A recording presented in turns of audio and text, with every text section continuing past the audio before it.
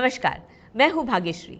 अपने wellness journey के दौरान और हर उम्र के लोगों से बातचीत करते हुए मैंने ये महसूस किया कि हम अक्सर उन छोटी छोटी बातों को नज़रअंदाज कर देते हैं जो हमारी रोज़मर्रा की ज़िंदगी को और वेलबींग को प्रभावित करती हैं, जैसे कि एलर्जीज़। ऐसी एक कंडीशन है एलर्जिक राइनाइटिस। ये दुनिया में करोड़ों लोगों को अफेक्ट करती है, फिर भी लोग शायद इसे समझ नहीं पाते या तो फिर इसका इलाज नहीं किया जाता। मेरे साथ है डॉक्टर प्रशांत कुमार, जो रेस्पिरेटरी और एलर्जी से जुड़े हुए कंडीशंस के एक्सपर्ट हैं। हमारा आज का लक्ष्य है मरीजों को एलर्जिक राइनाइटिस के बारे में समझाना और उन्हें इसके लक्षण, ट्रिगर्स, इलाज और ये कैसे रोज़मर्रा के जीवन को अफेक्ट करता है, ये बताना। ये डिस्कशन आपको एलर्जी और रेस्पिरेटरी हेल्थ के बारे में सही और उपयोगी जानकारी देगी। डॉक्टर, सबसे पहले मैं ये जानना चाहूँगी कि लोग अक्सर कॉमन कोल्ड और एलर्जिक राइनाइटिस को एक ही समझते हैं। क्या आप हमें बता सकते हैं कि एलर्जिक राइनाइटिस क्या होती है और ये कॉमन कोल्ड से किस तरह अलग होती है? कोल्ड और एलर्जिक राइनाइटिस दोनों में बहुत अंतर है। अगर किसी भी व्यक्ति को 10 दिन से ज्यादा जुकाम रहता है, जिसको कॉमन कोल्ड बोलते हैं, तो ये एलर्जिक राइनाइटिस हो सकता है। एलर्जिक राइनाइटिस के क्या क्या सिम्टम्स हो सकते हैं?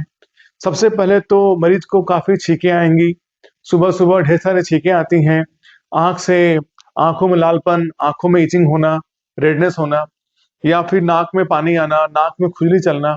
तो अगर सिम्टम्स हैं, तो और वो भी किसी खास मौसम चेंज होने पे हो रहा है, तो ये एलर्जिक राइनाइटिस का सिम्टम्स हो सकता है। इसको आप नॉर्मल कोल्ड को नहीं मानिए, इट इज अनकॉमन कोल्ड। तो अगर ऐसा दिक्कत है तो ये आपको ईएनटी डॉक्टर को दिखाना है।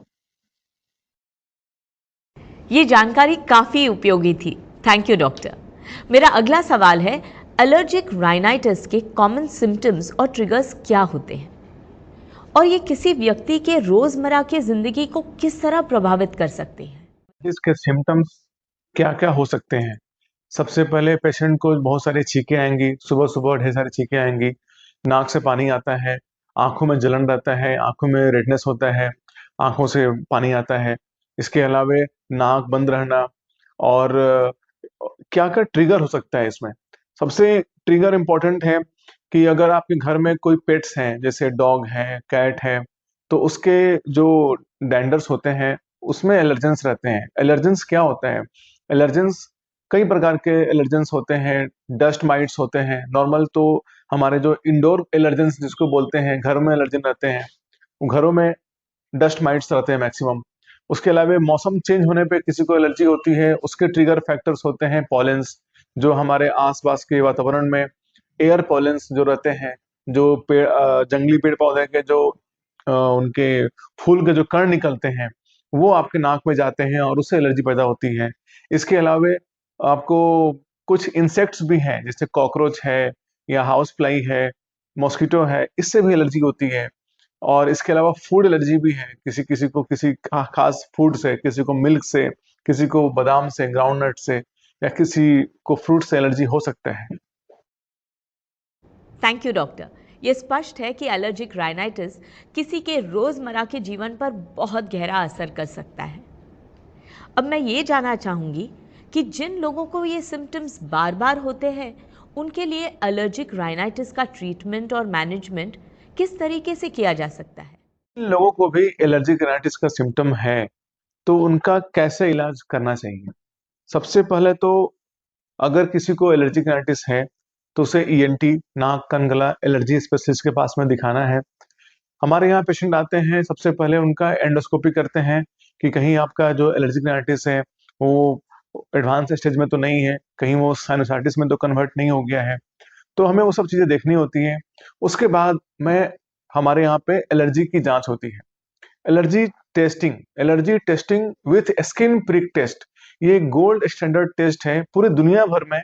एलर्जी का जो इलाज है वो यही है, एलर्जी की जांच की जाती है।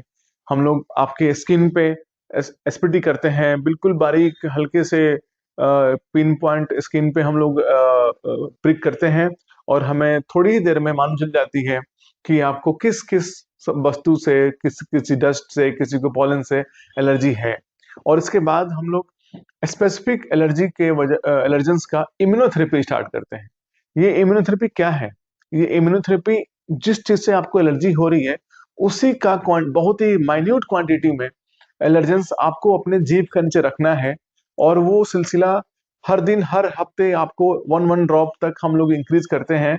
इस तरह से आपको 3 साल का पूरा कोर्स करने के बाद आपको उस एलर्जी से इम्यूनिटी मिल जाती है। आपको अंदर आपके इनबिल्ट इम्यूनोथेरेपी बोलते हैं उसको, वो हो जाती है और फिर आपको सिम्पटम्स नहीं आता, डिजीज़ मॉडिफ़ाई हो जाता है, आपको आगे चल के अस्थमा जो होने का डर है, वो नहीं रहता है।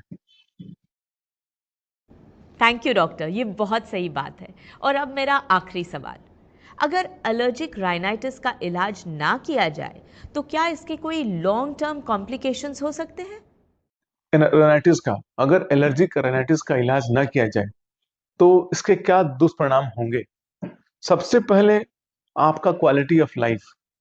आप पूरे दिन परेशान रहते हैं, नाक से पानी आता है, ऑफिस में काम करने में मन नहीं लगता है, रात को सो नहीं पाते हैं क्योंकि नाक बंद रहता है, खर्राटे आते हैं, उसकी वजह से सुबह में थका-थका फील करते हैं, आपको नींद पूरी नहीं हो पाती है।